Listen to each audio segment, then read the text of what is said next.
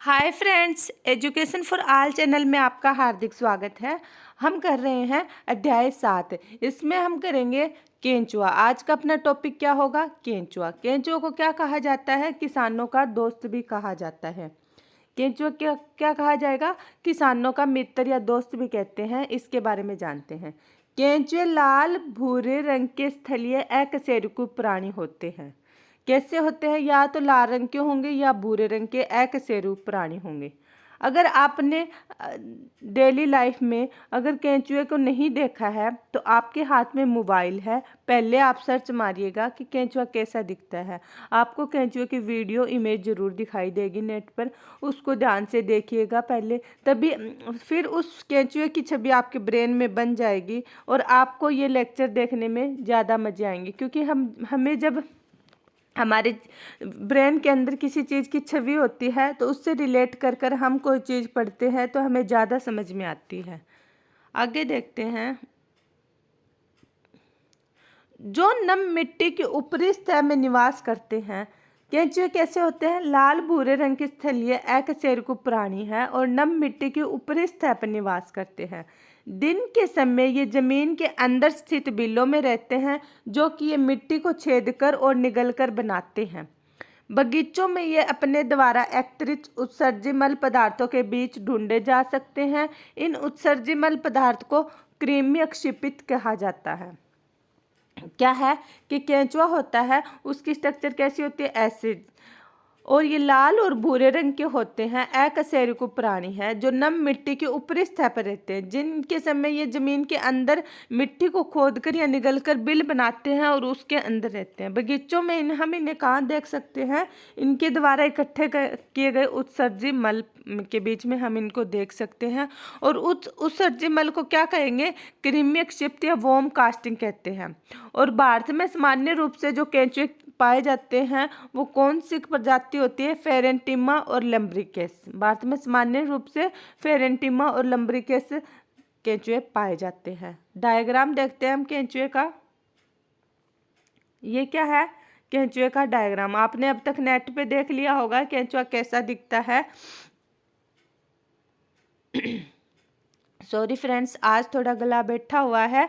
आप मोबाइल की वॉल्यूम तेज करके लेक्चर सुन लीजिएगा, ज़्यादा ज़ोर से बोलने में थोड़ी दिक्कत हो रही है। ये क्या है? केंचुए की स्ट्रक्चर ऐसा होता है। आगे के भाग को हम क्या कहेंगे? प्रमुख। सबसे पहला खंड जिसमें क्या होता है? मुख प्रेजेंट होता है। और सबसे लास्ट खंड में क्या प्रेजेंट होगा? गुद्दा। खंड क्या होता है? केंचुआ है, इसका शरीर ऐसे खंडों में बंटा हुआ है जिन्हें हम खंड, छल्ले, वलिकाएं कहते हैं। और इसका सबसे आगे के भाग पे क्या होता है? मुख। और पीछे वाले सबसे लास्ट खंड में क्या होगा? गुद्दा। और बीच में क्या प्रेजेंट होता है? क्लाइटेलम। क्या होता है? क्लाइटेलम। मतलब इसके शरीर को 3 भागों में बांट दिया। कौन कौन से? ये केंचुआ हो गया, ये क्लाइटेलम है, बीच वाला क्या बात है? क्लाइटेलम। तो क्लाइटेलम के ऊपर वाले भाग को तो हम कह देंगे अगर क्लाइटेलम, और पीछे वाले भाग को कह देंगे पश्च। पश्च मतलब पीछे का, पीछे वाला क्लाइटेलम। केंचुए को 3 भागों में बांट दिया। और जो केंचुआ है ये उभयलिंगी होता है। उभयलिंगी का क्या मतलब हुआ? कि इसमें नर और मादा दोनों एक केंचुए के अंदर ही प्रेजेंट होते हैं। जिसके अंदर नर केंचुआ और मादा केंचुआ एक के अंदर ही हो उसे हम क्या कहते हैं? उभयलिंगी। और द्विलिंगी क्या होते हैं? नर और मादा अलग अलग प्राणी होते हैं। तो ये क्लाइटेलम है। नर जनन रंध्र और मादा जनन रंध्र और नर जनन रंध्र, जनन पिंपल कहाँ पर प्रेजेंट होता है? क्लाइटेलम के आसपास प्रेजेंट होते हैं। ये 14 से 18 खंडों के आसपास पाए जाते हैं। और इनको क्या बोलेंगे? जो खंड बने हुए हैं, अनुप्रस्थ, खाच अथवा वलिकाएं। अब देखते हैं हम आगे इसके बारे में पढ़ते हैं। अकारिकी। इनका शरीर लंबा और लगभग 100 से 120 समान समखंडों में बंटा होता है। इनका शरीर कैसा होगा? लंबा होगा और 100 से लेकर 120 के आसपास इनमें क्या पाए जाते हैं? खंड, वलिकाएं या छल्ले। पृष्ठ तल पर एक गहरी मध्य रेखा दिखाई देती है। जो ऊपरी हिस्सा है वहां पर क्या होगा? एक गहरी मध्य रेखा दिखाई देगी। ये क्या है? केंचुआ। ये क्या है? इसमें खंड है। और जो ऊपरी होगी उस पर एक ऐसी रेखा दिखाई देगी बीच के अंदर। आगे देखते हैं। अधर तल पर जनन छिद्र पाए जाते हैं, जो नीचे का तल है, मतलब ऊपर वाले केंचुए के ये वाला सिरा क्या हो गया, ऊपर का केंचुआ, इस पे ऐसे खंड दिखाई देंगे और बीच में एक हमें गहरी रेखा दिखाई देगी। और ये क्या है, नीचे वाला हिस्सा, नीचे वाले हिस्से पे क्या दिखाई देगा, हमें जनन छिद्र दिखाई देंगे ऐसे,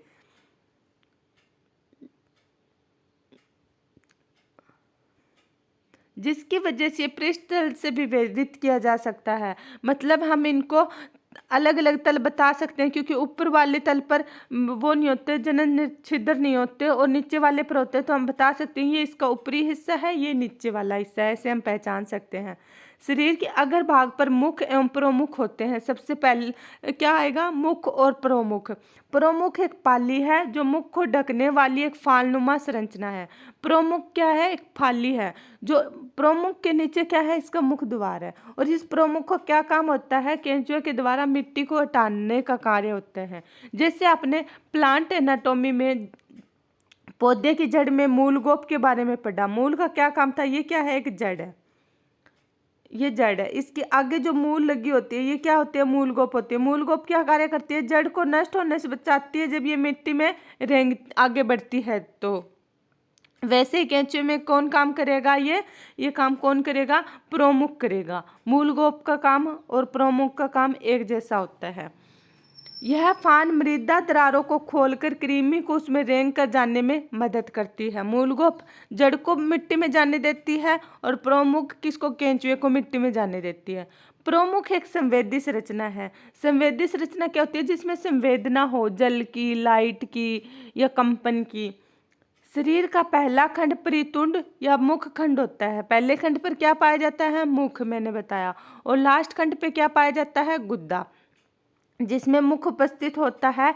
एक परिपक्व कृमि एक चौड़ी ग्रंथिल गोलाकार पट्टी 14 में से 16 खंड के गहरे रहती है। एक परिपक्व कृमि है, मतलब वयस्क जो केंचुआ है उसमें एक चौड़ी ग्रंथिल गोलाकार पट्टी होती है जो 14 से 16 खंड को गहरे रहती है। उसे हम क्या कहेंगे, क्लाइटेलम। क्या कहेंगे, इन ग्रंथिल उत्तक वाले खंडों को पर्णाइक या क्लाइटेलम कहते हैं। हमने देखा इस क्लाइटेलम की सहायता से ही हम केंचुए को 3 भागों में बांटते हैं। ये क्या है, एक केंचुआ है, इसमें 14 से 16 खंड के बीच में क्या है, 14 से 16 खंड के बीच में क्लाइटेलम, जिसे हम क्या कहते हैं हिंदी में, पर्णाइक। और पर्णाइक के ऊपर वाला भाग अगर पर्णाइक, बीच वाला पर्णाइक और मध्य पीछे वाला पश्च पर्णाइक, मतलब पीछे पर्णाइक, पश्च मतलब पीछे। इस प्रकार शरीर 3 प्रमुख भागों अगर पर्णाइक का पर्णाइक और पश्च पर्णाइक खंडों में विभक्त होता है।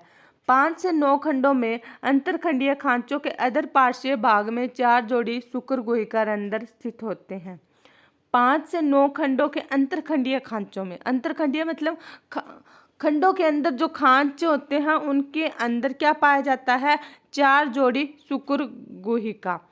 एकल मादा जनन छिद्र 14वें खंड के मध्य अधर रेखा पर स्थित होता है। एक जोड़ा नर जनन छिद्र 18वें खंड के अधर पार्श्व में स्थित होता है। मतलब मादा जनन छिद्र कौन से खंड में होगा, 14वें खंड में। ये इंपॉर्टेंट है, ये दोनों लाइन आप अंडरलाइन कर लीजिएगा। मादा जनन छिद्र तो 14वें खंड पर स्थित है और नर जनन छिद्र कौन से खंड पर स्थित है, 18वें खंड में। आगे देखते हैं। बहुत से छोटे छिद्र जिन्हें वृक्क रंध्र कहते हैं अधर तल पर लगभग संपूर्ण शरीर पर पाए जाते हैं। इन छिद्रों के द्वारा उत्सर्गिकाएं शरीर के बाहर की ओर खुलती है। शरीर के प्रथम, अंतिम व पर्णाइक खंडों को छोड़कर समस्त देह खंडों में असकार के सूख पाए जाते हैं। इसमें क्या कहा है, प्रथम पे क्या होता है, मुख, और अंतिम में क्या होता है, गुद्दा। और पर्णाइक कौन की कहाँ तक होता है, 14 से 16 खंड के बीच में। उनको छोड़ के बाकी पूरे केंचुए शरीर पे क्या पाया जाता है, सूख। पहला और लास्ट कौन से, पहले में क्या होता है, मुख, लास्ट में गुद्दा, और 14 से लेकर 16 खंड को छोड़कर और अंतिम, इनमें क्या नहीं पाया जाता, सुख नहीं पाया जाता। जो प्रत्येक खंड के मध्य में स्थित उपकला गर्त में धसे रहते हैं। शुक एक छोटी बाल के समान संरचना है जो कि फैल या सिकुड़ सकती है और गति में महत्वपूर्ण भूमिका निभाती है। जैसे हम फ्लैजेला और सीलिया के बारे में पढ़ते हैं, शुक सीलिया के जैसे होगी, क्या करेगी, छोटी बाल जैसी संरचना होगी और गति में हेल्प करेगी। आप शुक की किससे कंपैरिजन कर सकते हो, सीलिया से। सीलिया से जो उनके पैरामीशियम के और उनके चारों ओर पाया जाता है और उनकी गति में हेल्प करता है। आंतरिक अकारिकी मतलब अंदर की स्ट्रक्चर देखते हैं। केंचुए का शरीर एक पतली अकोशिकीय परत से ढका रहता है जिसे उपत्वचा कहते हैं। इसके नीचे अधिचर्म, दो पेशीय गोलाकार लंबवत परतें तथा सबसे अंदर की ओर देह गुह्य उपकला पाई जाती है। केंचुए का शरीर कैसा होता है, एक पतली अकोशिकीय परत से ढका रहता है जिसे हम क्या कहेंगे, उपत्वचा। उप मतलब ऊपरी, त्वचा मतलब स्किन।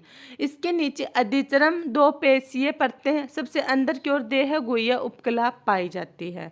अधिचर्म स्तंभाकार उपकला कोशिकाओं की एक स्तर से बनी हुई होती है। अब आपने ये स्तंभाकार उपकला कौन सी होती है, ये स्योंजिक उत्तक कौन से होते हैं, ये आपने पीछे पढ़ लिए, आपको अब तक समझ में आ जाने चाहिए। अगर आपने अभी तक नहीं देखे हैं तो चैनल की प्लेलिस्ट पर जाकर पहले सारे वीडियो को शुरू से देखें, आप कंटिन्यू चलते रहेंगे, आपको समझ में आता रहेगा।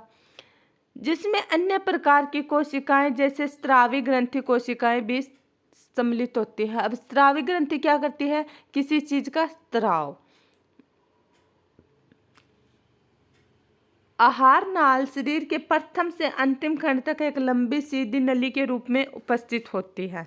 अब हमें पता है आहार नाल नाम आ गया तो यह प्रथम से लेकर अंतिम खंड तक होगा, क्योंकि मुख होता है, प्रथम खंड पे क्या प्रेजेंट है, मुख, और मुख के द्वारा ही हम कोई चीज को ग्रहण करते हैं। और लास्ट खंड में क्या होगा, गुद्दा, और गुद्दे के द्वारा हम किसी चीज को बाहर निकालते हैं। तो इस चीज से हमें ये रिलेट कर लेना चाहिए, या फिर आपको अब तक समझ में आ जाना चाहिए, मुख से लेकर गुद्दा तक को हम क्या बोलेंगे, आहार नाल। डायग्राम 7.10 देखते हैं। पहले ये दिखा रखा है केंचुए की आहार नाल। ये क्या है, प्रथम खंड पर मुख, जिससे कोई चीज ग्रहण की जाती है, और लास्ट खंड तक जाकर यहाँ पर क्या होगा, ये 100 से 120 तक होंगे तो वहां पर क्या होगा, गुद्दा। तो ये सारी क्या किस में आएगी, आहार नाल में। मुख है सबसे, फिर उसके बाद में क्या आएगी, गर्सनी, गर्सनी के बाद में गर्सिका, गर्सिका के बाद में पेशनी, पेशनी क्या करती है, भोजन को चबाने का काम करती है। इसमें जैसे हमारे दांत काम करते हैं, इसमें ऐसे क्या करेंगे, पेशनी। उसके बाद में अमाशय, फिर आंतर का आंतरवलन पूर्व भाग, आंतर अधनाल, लसिका ग्रंथि, आंतर का आंतरवलनी भाग, आंतरवलन, और ये लास्ट तक कहाँ तक जाएगा, गुद्दा तक। अब देखते हैं हम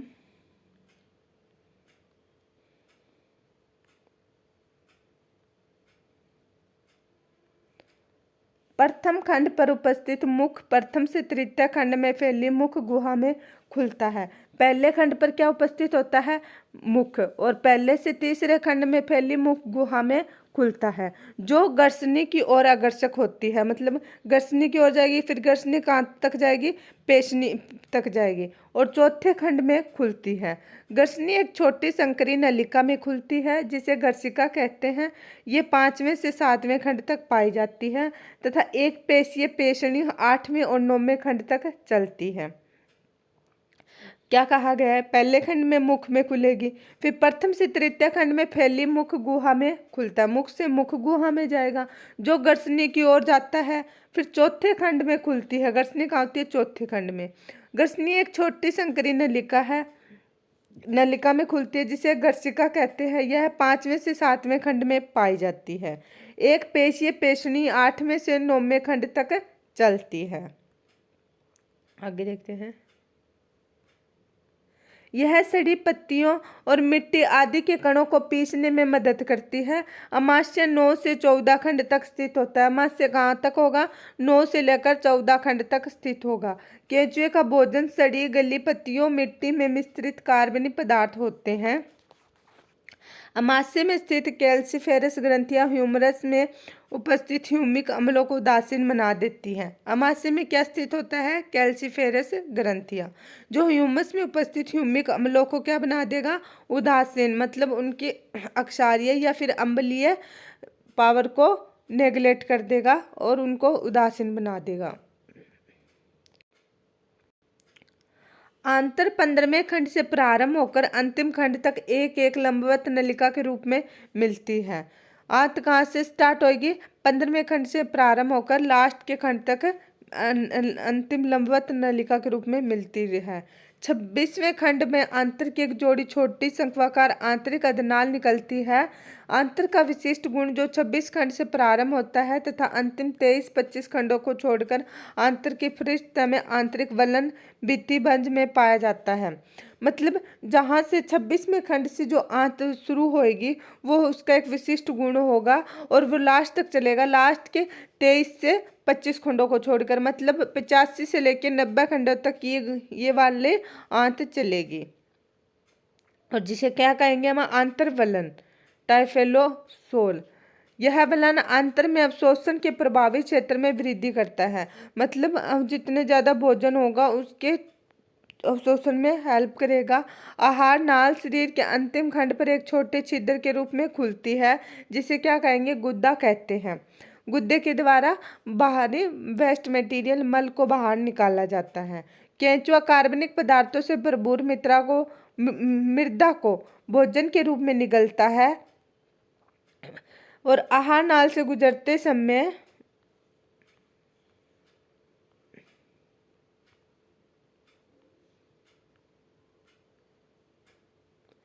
पाचक रस एंजाइमों का स्राव होता है जो कि पदार्थों के साथ घुल मिल जाते हैं। ये एंजाइम जटिल भोज्य कणों को सूक्ष्म अवशोषण योग्य कणों में बदल देते हैं।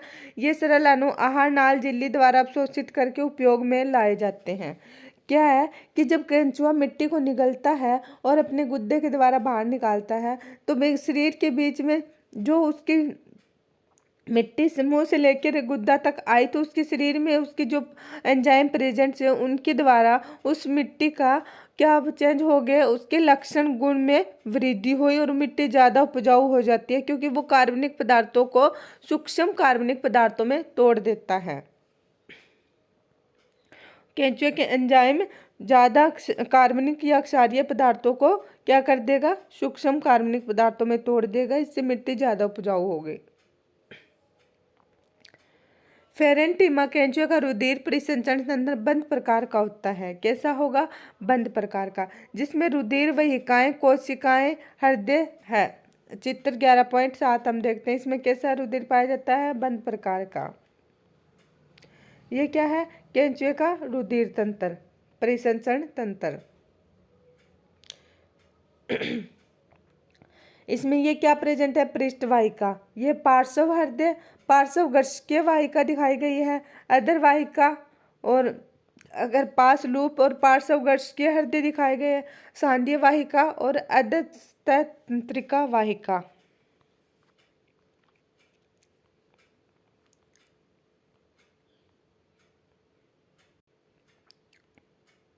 बंद रुधिर परिसंचरण तंत्र के कारण रुधिर का वेसल हृदय तथा रक्त वाहिनियों तक एक ही सीमित रहता है। संकुंचन रक्त परिसंचरण को एक दिशा में रखता है। रुधिर सूक्ष्म रुधिर वाहिकाएं रक्त को आहार नाल, तंत्रिका रज्जु और शरीर भित्ति तक पहुंचाती है। क्या कहा गया है कि केंचुआ है, इसका रुधिर कैसा होगा? बंद। इसका रुधिर तंत्र कैसा होता है? बंद होता है। तो बंद होने के कारण हृदय तथा रक्त वाहिनियों तक ही सीमित रहता है, मतलब हृदय से रक्त के वाहिनियों तक ही जाएगा, खुला नहीं होता। संकुंचन रक्त परिसंचरण की एक दिशा रखता है। संकुंचन रक्त परिसंचरण की कैसी दिशा होगी? एक होगी। आने जाने की दोनों नहीं होती, इसमें एक होती है। सूक्ष्म रुधिर वाहिकाएं रक्त को आहार नाल, तंत्रिका रज्जु और शरीर भित्ति तक पहुंचाती है। रुधिर ग्रंथियां चौथे, पांचवें और छठे देहखंड पर पाई जाती है। कहाँ कहाँ पाई जाएगी रुधिर ग्रंथियां? चौथे, पांचवें और छठे देहखंड पर पाई जाती है। ये ग्रंथियां हीमोग्लोबिन तथा रुधिर कोशिकाओं का निर्माण करती है, जो रुधिर प्लाज्मा में घुल जाती है। इनकी प्रकृति भक्षण कार्णविक होती है। केंचुए में विशिष्ट श्वसन तंत्र नहीं होता। श्वसन विनिमय शरीर के आदर्शता से उनकी रुधिर धारा में संपन्न होता है। मतलब इनमें रुधिर परिसंचरण तंत्र तो पाया जाता है लेकिन श्वसन तंत्र नहीं पाया जाता। इनमें फेफड़े लंग वगैरह नहीं होते। इनके जो स्किन होती है नम जो त्वचा होती है उसी के द्वारा गैस का आदान प्रदान किया जाता है और शरीर के अंदर ये डायरेक्ट रक्त में घुल जाते हैं और उसके द्वारा इनका मतलब प्रवाह होता है। आगे देखते हैं।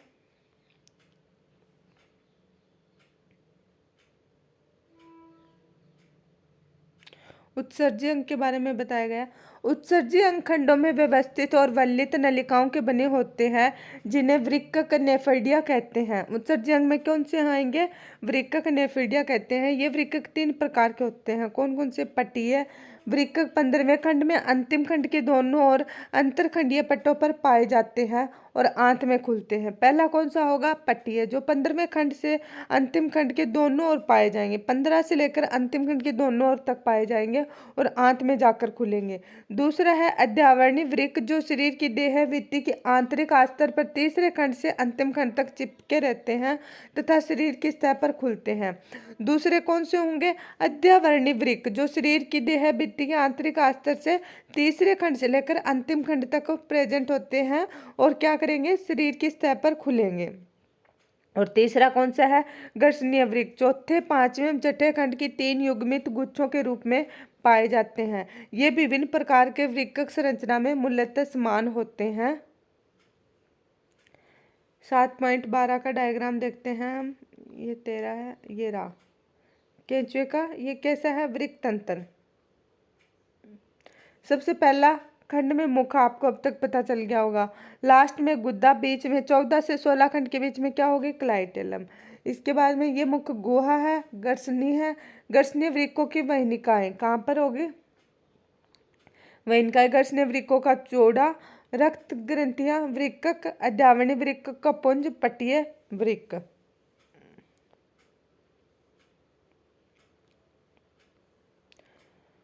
आगे देखते हैं।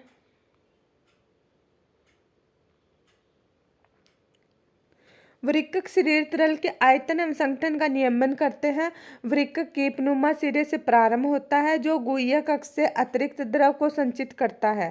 कीप वृक्क के नलिका भाग में जुड़ा रहता है जो उत्सर्जित पदार्थ को छिद्र द्वारा शरीर से एकत्रित कर आहार नाल के बाहर डालता है। तंत्रिका क्या है? तंत्रिका तंत्र मूलतः खंडीय गुच्छिकाओं गंगेलिया के रूप में दोहरी अधर तंत्रिका रज्जु पर व्यवस्थित होते हैं। कैसे होंगे? ये मूलतः खंडीय गुच्छिकाओं के रूप में प्रेजेंट होंगे और तंत्रिका रज्जु पर व्यवस्थित होते हैं। बहुत सी तंत्रिका कोशिकाएं इकट्ठी होकर गुच्छिका का निर्माण करती है। हमें पता है गुच्छा तो बहुत सारी होंगी, इकट्ठी होंगी तो ये गुच्छा बोलेंगे नहीं। अगर सिरे पर तीसरे व चौथे खंड में तंत्रिका रज्जु 2 सिरों में विविक्त होकर पार्श्ववश गृशिका को घेरते हुए पृष्ठ सतह पर परमस्तिष्क गुच्छिका से मिलती है, इस प्रकार तंत्रिका वलय बन जाता है। तंत्रिका वलय परमस्तिष्क गुच्छिका के साथ मिलकर मस्तिष्क का निर्माण करती है। परमस्तिष्क गुच्छिका वलय की अन्य तंत्रिकाओं के साथ मिलकर संवेदी आवेगों और पेशीय अनुक्रियाओं के समकालिक करती है। संवेदी तंत्र में आंखों का अभाव होता है लेकिन इनमें कुछ प्रकाश और स्पर्श संवेदी अंग विकसित होते हैं। केंचुए में आंख नहीं पाई जाती लेकिन ये रोशनी को या कंपन को महसूस कर सकता है। तेज धूप में फिर ये किसके अंदर चले जाते हैं? मिट्टी के अंदर चले जाते हैं। प्रकाश की तीव्रता को अंतर महसूस कर सकते हैं तथा पृथ्वी के कंपन को भी महसूस कर सकते हैं। केंचुए में विशेष प्रकार के रसायन संवेदी अंग स्वादग्राही होते हैं। इनमें रसायन संवेदी अंग होंगे जिन्हें हम क्या बोलेंगे? स्वादग्राही होते हैं, जो रासायनिक उद्दीपनों के लिए प्रतिक्रिया करते हैं। ये संवेदी अंग कृमि के अग्र भाग में पाए जाते हैं। संवेदी अंग कहाँ पर पाए जाएंगे? कृमि के अग्र भाग में, मतलब आगे के हिस्से में। केंचुए उभयलिंगी होते हैं अर्थात एक ही प्राणी में वृषण एवं अंडाशय दोनों जनन अंग मिलते हैं। 10वें व 11वें खंड में 2 जोड़ी वृषण होते हैं। क्या होता है, उभयलिंगी होते हैं। एक ही केंचुए के अंदर नर और मादा दोनों जनन छिद्र पाए जाते हैं। और कहाँ पे मिले, 10वें से 11वें खंड में 2 जोड़ी वृषण होते हैं। 10 और 11वें खंड में क्या होंगे, 2 जोड़ी वृषण। 7.13 डायग्राम देखते हैं हम। ये जनन तंत्र का डायग्राम है इसका। शुक्र गुहिका, वृषण से हित वृषण कोश, शुक्र वाहिनी कीप दिखा रखी है, शुक्राशय, अंडाशय, अंडाशय कीप, शुक्र वाहिका अतिरिक्त ग्रंथि प्रोस्टेटीय तथा वृषण वाहिनी प्रोस्टेट ग्रंथि। फ्रेंड्स, अगर आपको केंचुए की स्टडी को अच्छे से याद करना है तो प्लीज़ आप डायग्राम को रफ कॉपी पे 4 से 5 बार बना के देखिए। फिर आपको थ्योरी पढ़ने की कोई ज़रूरत नहीं होगी, आपको इनके खंड भी याद हो जाएंगे और साथ में डायग्राम भी अच्छे से बनाना आ जाएगा। अगर आप 11th के स्टूडेंट हो तो आपको डायग्राम्स के ही मार्क्स मिलेंगे।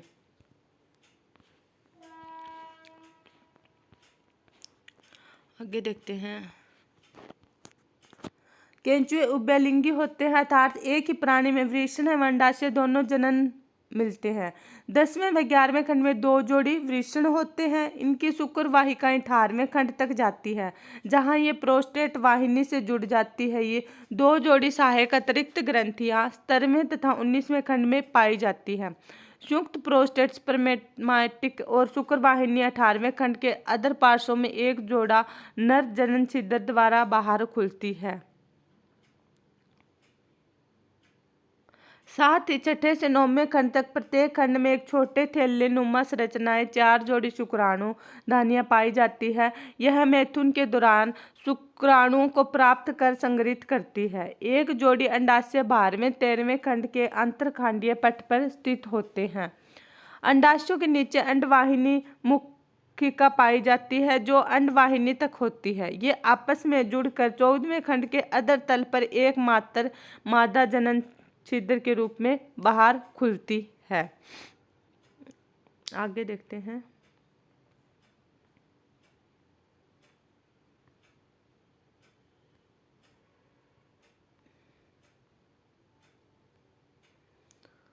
शुक्राणु आपस में आदान प्रदान की प्रक्रिया मैथुन के द्वारा होती है। जब एक कृमि दूसरे कृमि को पाता है तो उनके जनांध द्वार एक दूसरे के सानिध्य में आते हैं तो वह अपने शुक्राणुओं से भरे थैले को, जिन्हें शुक्राणुधर कहते हैं, में बदल लेते हैं। प्रणायिका की ग्रंथि कोशिकाओं द्वारा कोकून उत्पन्न कोकूनों में परिपक्व शुक्राणु व अंड कोशिकाओं के तरल जमा किया जाता है। निषेचन एवं परिवर्धन कोकून के अंदर होता है, जिसे कृमि मृदा में छोड़ देते हैं। अंड व शुक्राणु कोशिकाओं को कोकून के अंदर ही निषेचन हो जाता है। कृमि इन्हें अपने शरीर से अलग कर देता है व मृदा के ऊपर या अंदर छोड़ देता है। कृमि भ्रूण कोकून में रहते हैं। लगभग 3 सप्ताह बाद लगभग 4 के औसत कोकून में 2 से 20 शिशु कृमि का निर्माण करता है। कृमि में परिवर्तन प्रत्यक्ष होता है, अर्थात लार्वावस्था नहीं पाई जाती। और केंचुआ किसानों का मित्र कहलाता है। यह मिट्टी में छोटे छोटे बिल बनाता है, जिससे मिट्टी छिद्रित हो जाती है और बढ़ते पौधों की जड़ों के लिए वायु की उपलब्धता और उनके नीचे की ओर बढ़ना सुगम हो जाता है।